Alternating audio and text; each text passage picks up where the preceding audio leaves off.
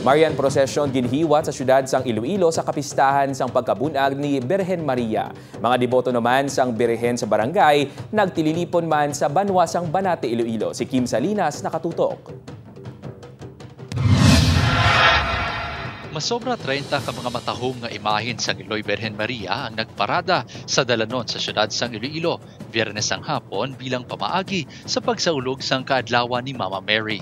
Ginabanta masobra 5 kagatos ka mga depoto ang nagupod sa Marian Procession nga nagsugod las 3 ang hapon kag nagdako pala 5:30. Ginsundan ni isang Santos nga misa nga ginpangunahan ni Archbishop Jose Romeo Lazo nga ginhiwat sa Haro Cathedral.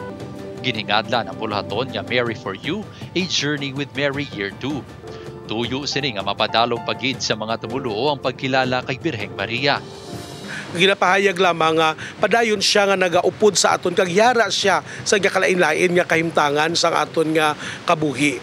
Sa Banate, Iloilo naman, nagtililipon ang mga depoto sang Birhen sa barangay sa pagsaulog sang kaadlawan ni Maria. Nagapakita ang imahe sang Birhen sang barangay sang pagpresentar ni Maria kay Jesus sa barangay. Nagasuksok ang Birhen sang tradisyonal nga balintawak kag may pula kag dalaga panapton ang ihawak samtang ginaputos naman ang bata nga nagauyat sa rosaryo.